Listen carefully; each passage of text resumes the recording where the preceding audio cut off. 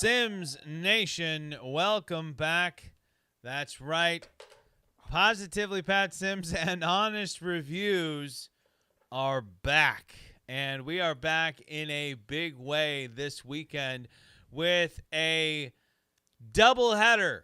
That's right. Today, Saturday, we are reviewing Tron Ares, and then tomorrow I'll be back on with you at 3 p.m. Pacific, 6 p.m. Eastern for our honest review of Star Wars Episode 3, Revenge of the Sith. But this afternoon, my son Owen and I went to our local AMC theater here, and we watched for the first time ever an IMAX 3D film, and it was none other than Disney's Tron Ares. So let me not waste any more time staring at this ugly mug, and let's get on over to the man, the myth, the legend himself. Ladies and gentlemen, I give you my co-host for this show, the one and only, the beef. The beef. Owen Sims, who looks much smaller in this image than Seth did earlier today. I don't know. You don't know? I don't know about that one. You don't know about that one? Do I need to sit up? But look at what Owen's got around him here. I have mine next to me here, but Owen, what do you got there? I got this cup and this bucket. It's a Tron Ares popcorn bucket. That's what I have. And it had light cycles on it. Yeah, we have one. The other one's like gone. Yeah, they broke off. They're a little flimsy. Yeah, for $35. A little flimsy there. Here, I'll put it right here. Right. And the other one is a Tron Ares drink, which I think all my drink holders, all my drink cups need to be this shape. Yes, they do. Like, and it came with a straw built into it. Like, I was like, yes, I love this. And it lights up, just like my Johnny Storm one from Fantastic Four, the Human Torch. Oh, is that still in the cupboard? It's still in the cupboard, yes. And that lights up as well. So, very, very cool. Great experience. And before we get into Tron Ares, Owen, I want to get your thoughts on the IMAX 3D experience. Tell me about that. I hurt my eyes from the start because I haven't seen a 3D movie in a while. But the IMAX screen was big. It was good. It was very brighter than I thought.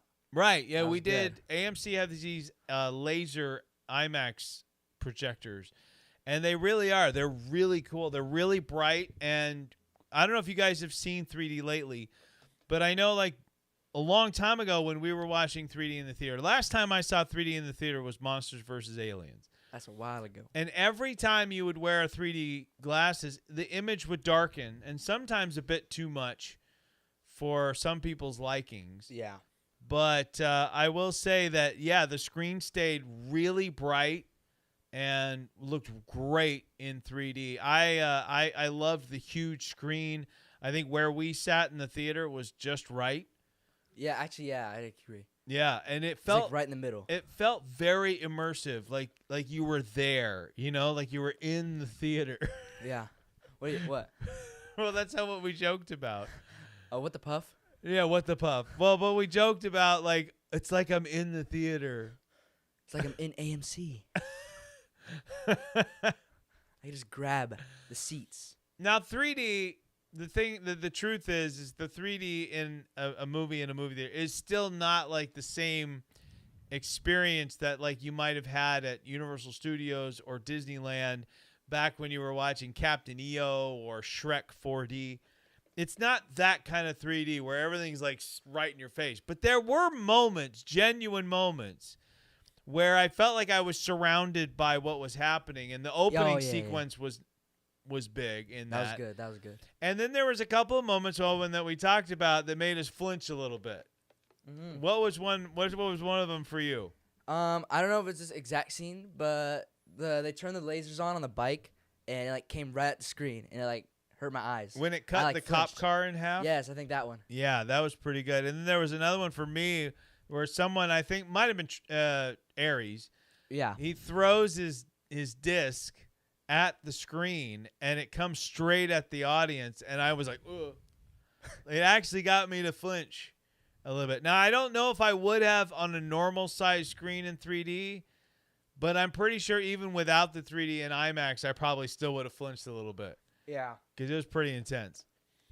But, yeah, I now am – it's kind of like going to see an IMAX movie in 3D is kind of like the first time I wore my transitional glasses, which are glasses that will adjust to the light.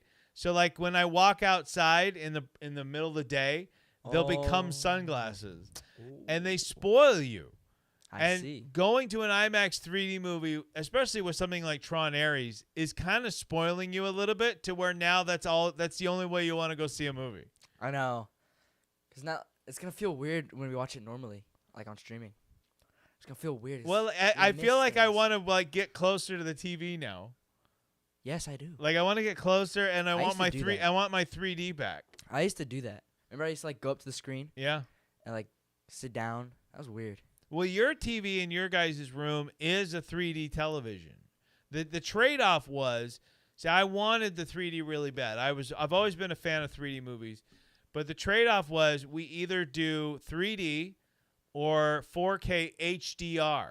Oh, that's right. And I chose the 3D, so we had standard 4K. You asked me. What? You asked me. No, I didn't ask. I said that was the decision at the time when I got your television. That was our family television. Oh, I thought you were talking about and then basically they stopped making home, 3D content for the home for the most part. Everything was going to streaming. So we got out of the 3D game and jumped into the 75-inch 4K HDR television. Yes, we did. But there's the cat. Yeah. Watch out for the cat now. But yeah, what do you think, Owen? As my voice cracks, you're gonna make fun of me. That was good. Owen, what do you think? Do you think that 3D should be a lot like more widespread at home videos and stuff like, or do you think that should just remain in the theater? Probably the theater. So then you have something to go to the theater to instead of just watching the movie itself. Okay, so 3D should stay in the theater. I think so, yeah. Okay. I don't mind it on the TV though. Yeah, it's just it adds depth to what you're seeing, and like I said, on that big IMAX screen, that depth was really nice. Yes. It was a really welcome thing. And for you guys' information, so Owen, that was your first IMAX movie, right? Yeah. No, you saw Final Destination in IMAX, didn't you? No. You just saw it on the big screen. Yeah. Oh, I thought it was IMAX for some reason. No. It was my first 3D movie in theaters, I think, as well. So it was your first IMAX and your first 3D. So for me, the last time I saw 3D in the theater was Monsters vs. Aliens, which is quite a while ago. My last IMAX movie was long before Seth or Owen were born, 23 years ago, for Star Wars Episode 2, Attack of the Clones in 2002. So it's been a while, but it was worth it. It was definitely worth it. Now the big question is, was the movie worth it? I think that's going to be the big question here. Owen, let's. Oh, there goes the light. We're not really going too deep into what our grades and stuff like that is, but just kind of overall, how was that as your first IMAX 3D experience? I really liked it. It was colorful. It was bright. The visuals were great, and the movie had comedy, so that's always good. It did. I was actually quite pleasantly surprised that there were some chuckles to be had in this, but it wasn't like a bunch of gags. Yeah. Like and not to pick on it, but for Superman's humor didn't land for me for the most part because I thought it was a little bit too gaggy, a little too over the top. Which is fine. I'm not picking on anything or anything like that, but I thought this was that kind of subtle humor that I didn't want to laugh out loud for this movie. I wanted to kind of have moments where I was like, huh. And one of the characters in particular you found to be quite funny. Oh, I don't remember his name. Wasn't it Seth? Oh, I think it was. They're talking because they would say his name's Seth. I believe his name was Seth. But now this movie, guys, is basically it's a trip down memory lane for those of you who have seen the original Tron and the second film, which was Tron Legacy. Tron Legacy. Thank you so much.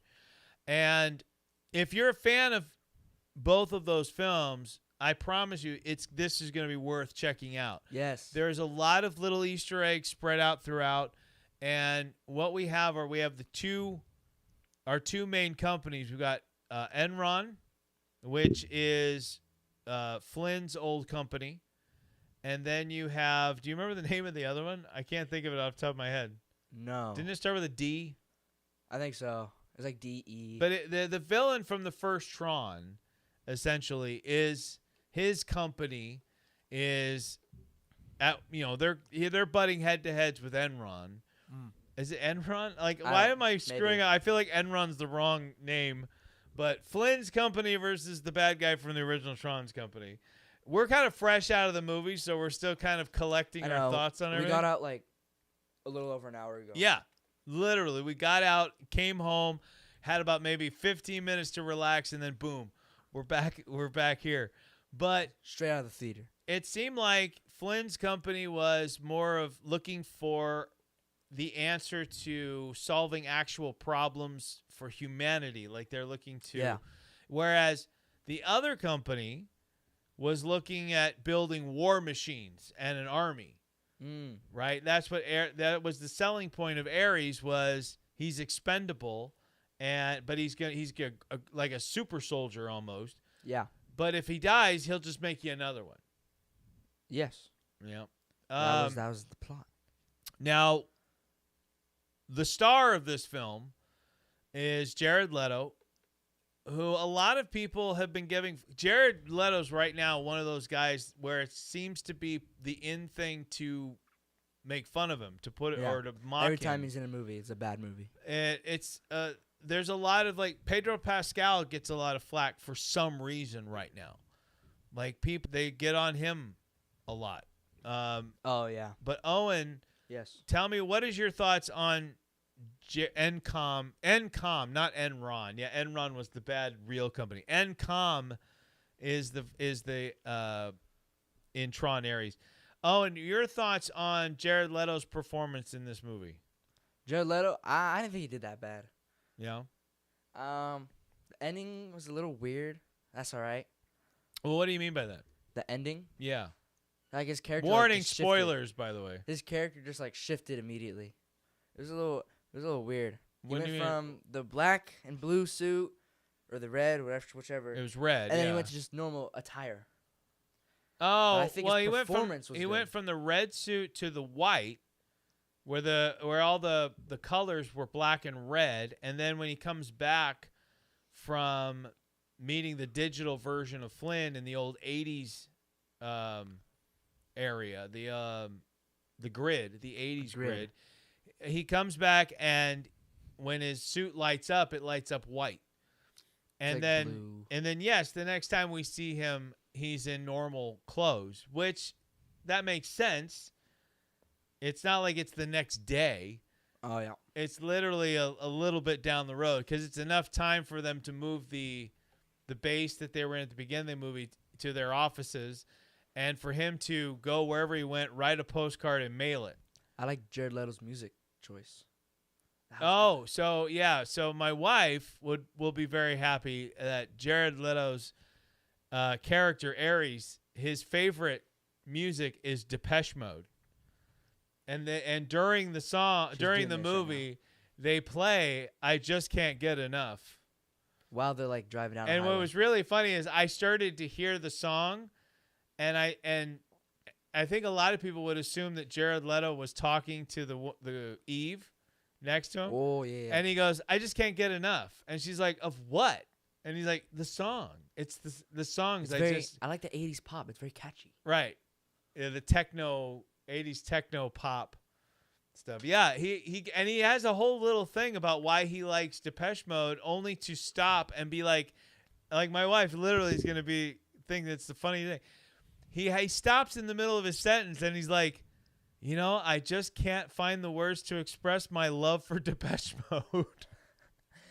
But he says it in a way where I didn't laugh at. Like, didn't laugh thinking this is the most ridiculous sentence I've ever heard in a Tron movie. What are you doing? Mom is commenting right now. What is she saying? Oh, Depeche Mode is hands down the best. Oh, Exactly. HE double hockey sticks. Yeah. There's what we got a little Stone Cold Steve Austin in the chat. Wow, Mom. Depeche Mode is hands down the best. Owen, what are your thoughts on Depeche Mode? I think they're good. I think that's probably the only song I can remember in my head. Well, you're like William Shatner over there. I think who's that? they're good. Who's that? Captain Kirk from Star Trek. Who's that? Yeah, that's what I thought. Yeah. Yeah. Oh man, but so Ares, guys, let's get into the film here. So Ares is developed as a program that they're fully planning to bring into the real world. So they find a way to bring these digital things and people into the real world. However, the problem is they only last 29 minutes. And at 29 minutes, they turn to dust. They made it 29 minutes just for a gag. Why? The girl said, they only last 25 minutes. It's 29. Oh, yeah. I think that's the reason why I did it. But, so the whole point is that Encom and Dillinger. Whatever the other I think one it's Dillinger. Is that Dillinger? Let's just say Didgeridoo. Let's just call it Didgeridoo. Okay. What the puff? They're both looking for a way to make these creations last in the real world. And so our MacGuffin in this film is this program that you can insert in these characters that will make them last for as long as basically can turn a digital character into a real person. The permanently. And the more that the bad guy sends Ares out to do his dirty work, the more information he starts to gather about people and things. And the more he becomes invested in them. And so when he gets to the point where he feels like the bad guy is giving him a directive he doesn't necessarily agree with, he breaks his directive and he breaks his programming. And it now becomes the story of Ares trying to become human. He wants to be human. And we, of course, get through. There's a lot of great action throughout. A lot of great things happening here and there. It is nice in this one to understand that there are multiple grids. Yeah, he made a new one. It's like red. Yeah. That's one of the things that I always kind of wondered about. Like in the original Tron, the grid is very CGI but cartoony at the same time. And then you get Tron Legacy, and it's like a realistic looking grid, much like what we get with this film. Yeah. Right? But that one's white, and this one's red. Yeah. So that they explain that there are each server has its own grid. And so like at one point Ares is going to go to the 80s grid so that he can get this code which is there, and he gets there and it looks like the original Tron movie. Yeah, they have all that bad CGI. But it was so cool to see again. You can't deny that. Yes, it was. Like the light cycle is actually the original looking light cycle. Polygon thing. And did you notice it can't do rounded turns? Yeah, it has to go on the grid. It has to go side and it was really cool. And then of course we get to see Jeff Bridges return as Flynn, but it's not the physical Flynn. It's a digital man. Right.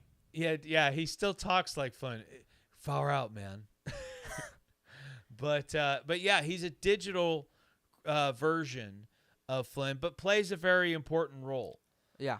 And it helps him get back. And then Tron, and then there is no Tron in this movie, by the way. No, though there is.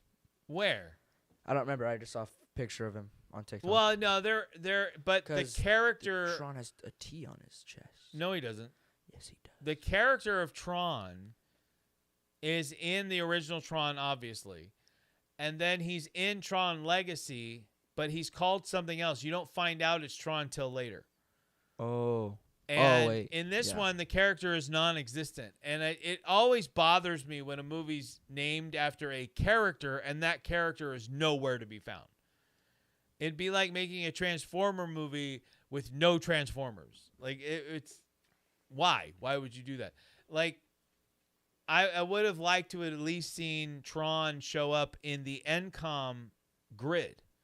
Because you'd think that would be where he would be, is the NCOM grid. But again, I do appreciate the fact that they didn't break canon by having the actual Flynn show up in the 80s grid. Yeah. Because if you're counting Legacy as canon, Yes, it is. then They confirmed it at the end. then Flynn is not in that grid. He's somewhere else if he's still alive. He's in a different grid. But yes, to your point, again, spoiler alert here, it is confirmed that this film is connected to Legacy because they showed us Flynn's son Sam and the ISO that he brought out. Yeah, the girl from I don't remember her the name. second film. I just know she's an ISO. Wait, what's that? It's a program that it's not really a program. She's kind of unique to the grid. And I just remember she drove a car thing. yeah, she did drive a car thing. I did not just do that. But all right, so obviously Ares goes from being part of the bad guys to being part of the good guys, all in a quest to become more human and live a life of his choosing. And the end kind of teases to us that he's going to go search out Flynn's son and the girl to try to get more information on what it means to be human and that kind of thing. Yes. And we get a credit scene that shows our bad guy in the film going into the grid, and he finds his either father or grandfather's disc. I don't think it's his father. But he takes that disc and immediately starts to transform into the bad guy from the original Tron. That look. And I haven't seen the original, but I know that was him. Yeah, it's a very iconic look if you see it. So I do have a Funko Pop of it. I should have brought it out with me, but I don't. Is it on the shelf? No, I have a Funko Pop of that character, and I have a Funko Pop of Tron, and then I also have a Disney Infinity version of, I don't know if it's Sam or if it's Tron, but I have a Disney Infinity Tron figure. Oh, you do, because I remember driving the bike. Yep, I remember that. Yep. Disney Infinity, one of the best games of all time. I wouldn't say that. I can name 5 better games. All right, so Owen, let's talk about what we liked and what we didn't like. We're not gonna be here all day, guys. We got another one of these tomorrow, and we got family fun day. But Owen, I want to hear, first of all, give me a couple of examples of what you liked about this film. What impressed you about Tron Ares? The cinematography and the unique action sequences. There was so many cool things they did. Like the plane in the ship with the plane in between the Ford laser thing. Yes. And he flew up. I like that. I agree. That was so really cool. You could tell a lot of thought was put into these sequences. Like, that was so unique. I don't think I've ever seen anything like that. So basically what he's talking about, so this guy's flying a jet, fighter jet. I think it's in the trailer. And there's one of the vehicles from the grid is in the real world, and it puts those lights behind it, which in this film aren't just like laser beam lights. They're like physical walls. Yeah. Right. The girl's, she's like right. on it. Like it does. If you touch it, you don't disintegrate or nothing. It's more like a physical thing. So this jet is flying along. These 4 beams come behind it, and the wings of the jet are in between the two beams on each side, and the pilot's trying to do it, and then the thing turns, and it can't keep up, and it just the wings just fly right off, and there goes the ship.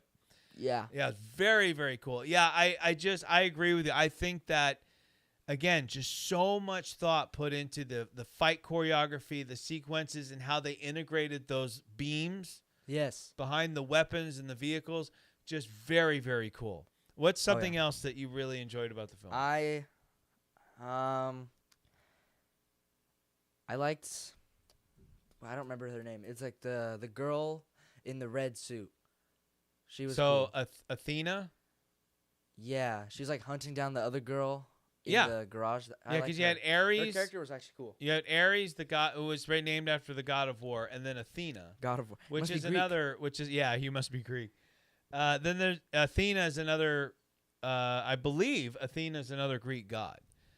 But yeah, no, she was really, really cool. But I think, Owen, we would be remiss if we didn't talk about what might be your biggest highlight from this movie. Which was what? Which would be 9 Inch Nails' score and music. Almost forgot. For this movie, which shook our theater, by the way. The bass was so loud. The bass was amazing, though. Like, it really added to the film. If there was no 9 Inch Nails, what would the movie be?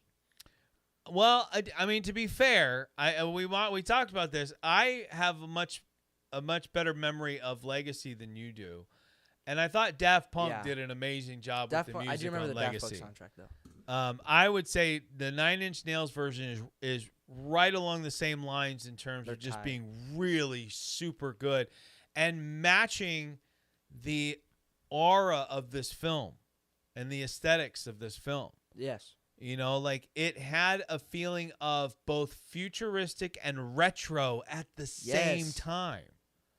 How do you do that? I don't know. We need to ask Trent Reznor. Who's that? I think that's his name. That's the lead singer, I think, of 9 Inch Nails. How do you know that? Well, because he's done other movie songs. He's written music for other... Move this back into frame. Yeah, move that back into frame there. That very awesome... There's only one problem with the cup. It's so hard to take off the lid. It's like it's on there. Well, that's most of my lids anyway, so I'm used to that. All right, Owen, so we've got from you what you liked about the film. Yes. Is there anything that you didn't like? What are some nitpicky things about the film that you could do without? I love the light cycle, but they didn't show it enough. Not enough light cycles. But when it was on screen, it was so cool. They had like a scene where it drifted. Yeah. That was I'm demonstrating. Look, you see He's demonstrating on his popcorn bucket. It's a good thing this is just YouTube. It went like for those of you listening back on Spotify, we're on Spotify, which is audio nice only. One. That might be a little difficult for you to know what he's doing. Okay, so I have this mini light cycle, and I'm like drifting it. If that makes sense. Yeah. Search up the popcorn bucket, and you'll know what I'm talking about. Now, is there anything else that you are a little nitpicky about? No. No? All right. I can't really think of anything. All right, positively Pat Sims' turn here. So the things I really liked about the film, number one, the movie's over 2 hours long, or it's right around 2 hours it's long. hour 59. Is it? Yeah. Oh, that's because I didn't add previews in. Yeah. Our 6-7 previews. 6-7. 6-7. So it didn't feel like it was that long. I'll honestly say when I realized we were in like the third act, the grand finale of the film, I thought, wow, that went fast.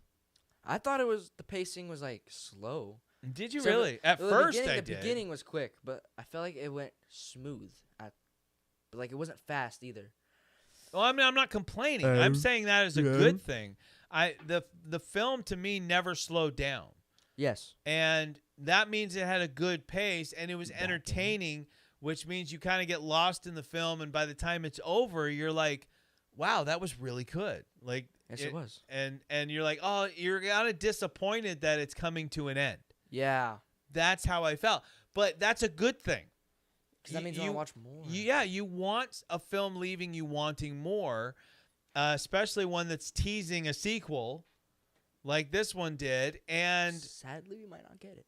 I mean, here's the deal. If there's one recommendation I can make, it's get out there and see this movie. Support this movie, because without that, without people getting out there and checking it out, there will be no more. The only hope we could have at this point is that it explodes on Disney+.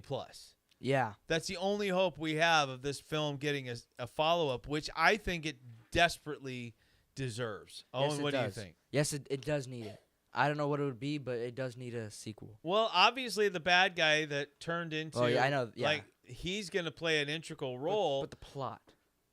I would imagine Ares still plays a part, and him finding Flynn's son and the ISO, I think those things will kind of come together. And maybe it's one of those where they don't want to have anything to do with all of this. Oh, yeah. And so at some point, they have to, NCOM has to convince everyone to come together to face a larger threat. Oh. But I don't know. I don't know where their thoughts are or where they're going, but I definitely would love to see more. This thing, you know the big stompy things? I don't remember the name of. They're like on the side. Oh, are they? They're on the edges. Oh, very cool. Yes, so the other thing that I really liked is, what did you like? I can't take away, again, I gotta say this. The experience of seeing this movie in IMAX 3D. Oh, yeah. I can't take away the impact that had on the film, because it really did immerse us in the film and made it that much better. Yes, it did. The colors were very bright. Yes. Even though the glasses made it darker, it was still very bright. Yeah, if you guys have a chance, AMC has these laser IMAX theaters that uses a different kind of projector, and it keeps the picture bright. And when you put your glasses on, I remember it used to darken the image a bit too much, and sometimes. And this didn't have that. I forgot I was wearing them, and unless I tilted my head.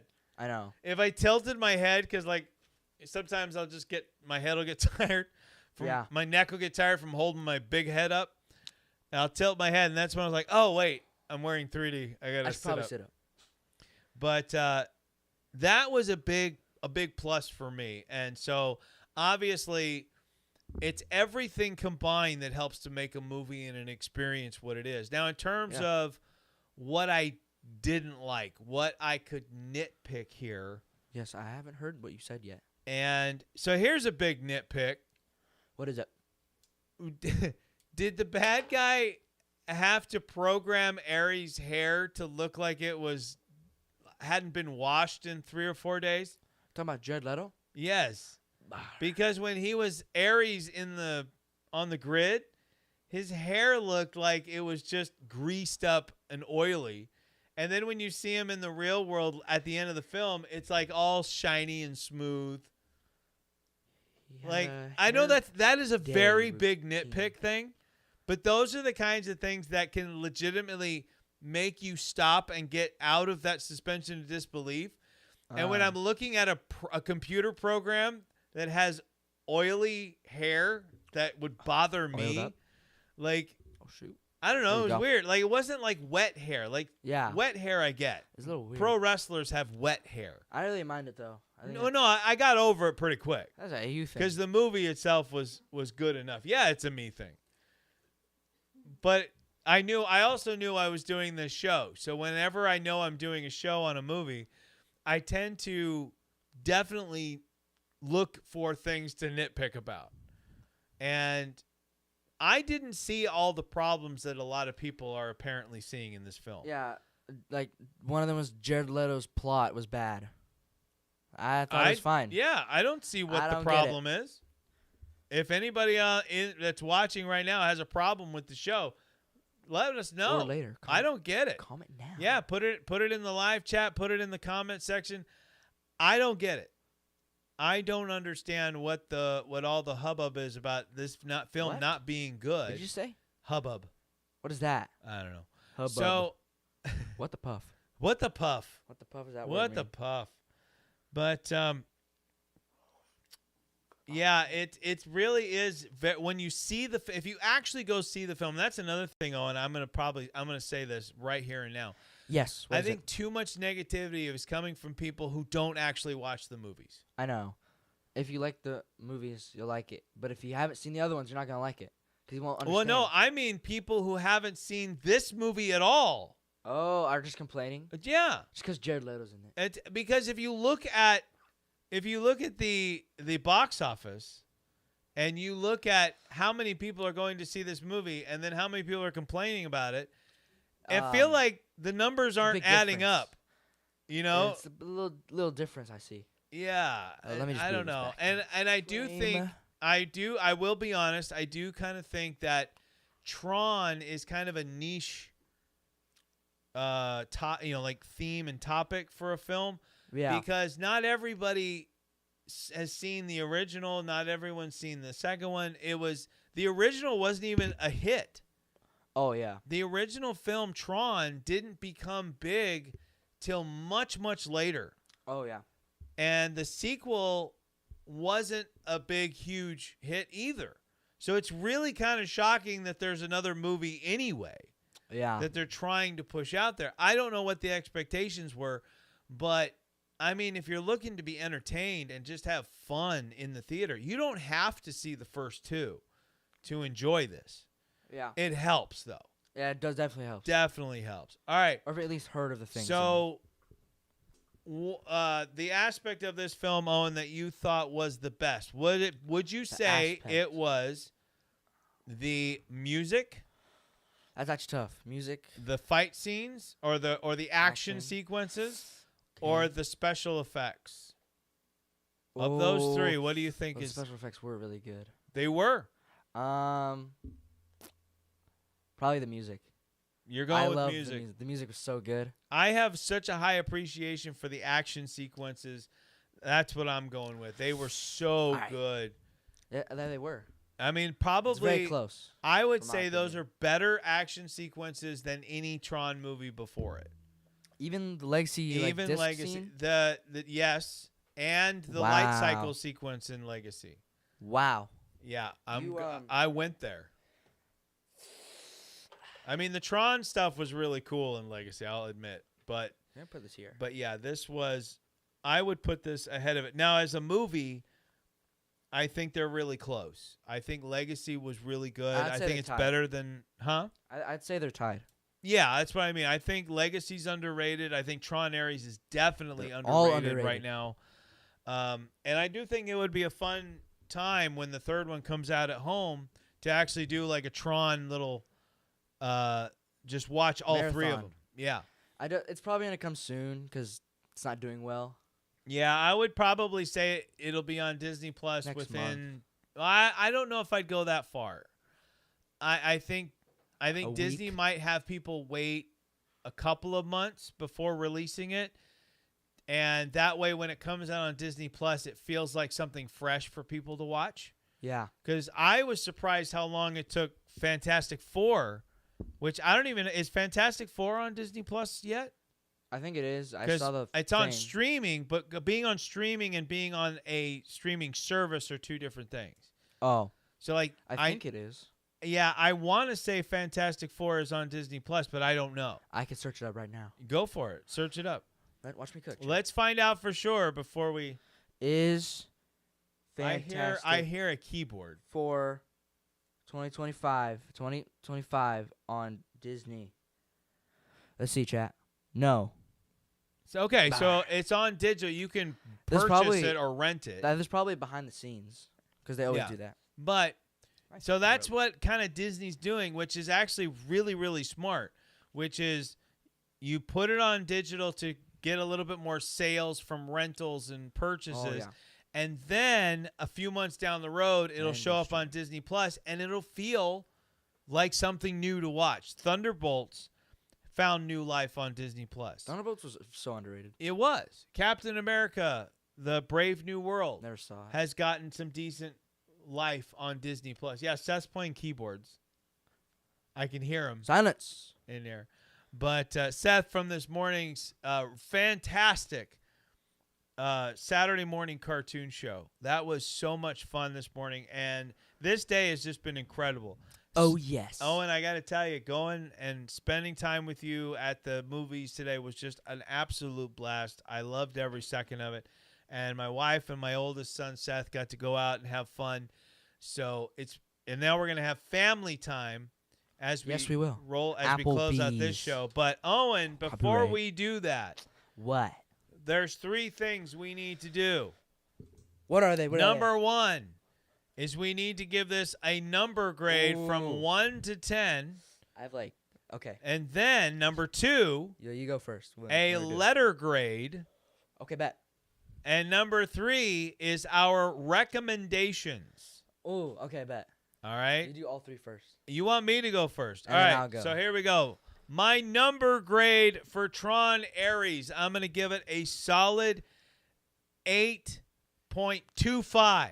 Ooh, point. 8 1/4. It's a little specific. Yes, that's me. I'm very Pacific. Doc Haywood, haven't seen it yet, but Lady Haywood loves her some Jared Leto, so I'll be seeing it soon. So your number grade here is 8.25. My letter grade, I'm a guess in all reality, is at an 8.25. I'm giving it a solid B+. Okay. All right, 8.25 B+, and my recommendation. I would recommend supporting this film. Get out there, see the film on a big screen, the biggest one you can find. If it's IMAX, do it. IMAX. I promise you won't regret it. See it in IMAX. If you can do the 3D, do the 3D on IMAX. But get out to the theater and support this film. Yeah. It helps to know what happened before it with Tron and Tron Legacy, but you can still go and have a great time and have a lot of fun if you don't. All right? You get to laugh and bop your head. I think it can work as a standalone film for people that don't know the history of Tron and those films. I didn't know the original Tron movie came out before the game. I didn't know that. Yes, the original Tron was a film first. All right, Owen. What? Your 3. Number, letter, recommendation, go. All right. Number grade or number thing, I give it a 9. Just a solid 9. Solid 9. It was good. And the younger generation, the important generation, gave it a higher grade of a 9. And then for letter, probably A-. A-? All right. And recommendations, if you've seen the first 2 or heard of what happens, then go watch it. If you haven't, go watch it. That's about it. So you just say go see it.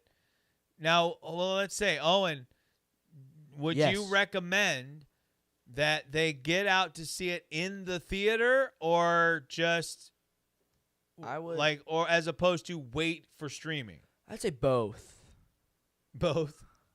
Because if you want a sequel, if you want to see a sequel to this and you enjoyed it, then encourage others to go see it. And make sure you're supporting it. You know, when you see it on digital, when you see it on streaming, stream it. Those numbers matter. Now. Right? At least a show. Anything. Yeah, some kind of follow-up to this movie would be great. And Owen, just so you know, this is my shirt, by the way. This is my Spice Girl I told him shirt. to wear the Spice Girl Owen shirt. wanted me to wear this to came Tron, out. so I What shirt do you wanna wear? decided, I'm just going to wear it for the show too. That's a very good idea. It was. I'm proud of that. But all right, guys, that's our review of Tron Ares. I hope you enjoyed it. Guys, don't forget, it's already almost 5 o'clock. Already 5, 10 minutes to 5. So, guys, I want you guys to remember tomorrow, 3 p.m. Pacific, 6 p.m. Eastern is our review of, and people give me grief about my outfit. Yeah, Doc. But we're going to be doing tomorrow the honest review of Star Wars Episode 3, Revenge of the Sith. You're not going to want to miss that. Have I seen that? The advantage, yes, you have. The advantage of the live shows, when you watch them live, is we have our live chat, which means you can interact with me, Positively Pat Sims, during each show. That's why we like being live. We like interacting with our audience. So don't miss out on tomorrow's live show. If you want to watch it on demand, you can do so following each show. Watch it anywhere. Watch it anywhere on YouTube. And on every Monday, our weekend's shows are uploaded to Spotify. Yes, so they you are. can listen to the audio-only versions on Spotify that way. Yeah.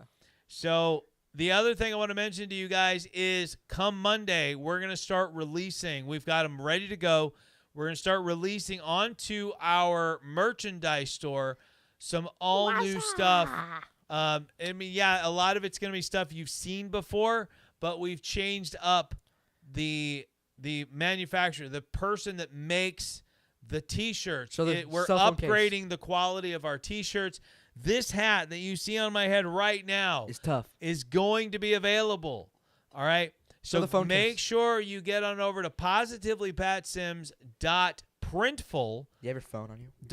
.me. My phone is my camera. So how do we show it then?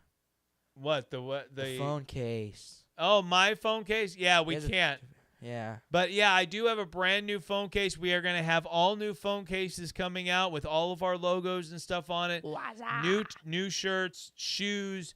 A lot of stuff's going to be coming your guys' way. So make sure you bookmark positivelypatsims.printful, printful.me Do it now. to where you can get our awesome Positively Pat Sims merch with all of our cool logos and stuff like that. So, guys, I encourage you to do that. It's no, we don't encourage.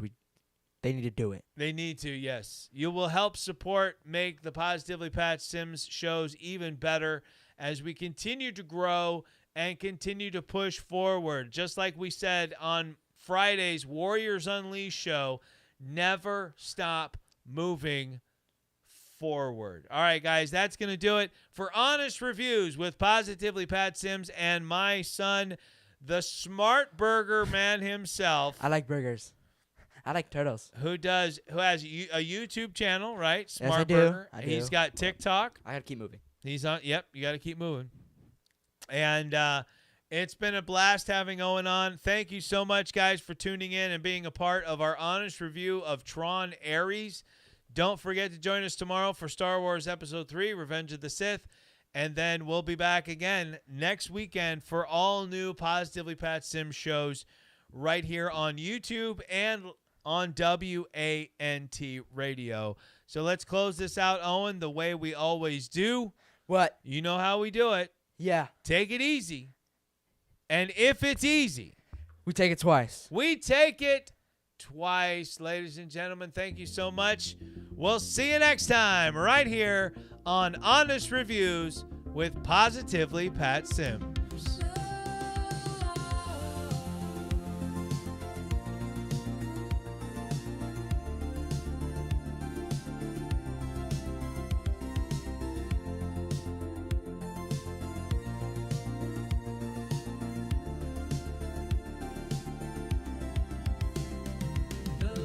Are dim, but the room still hums with the echoes of laughter and the moments we spun. Every honest word is like a stone in a stream.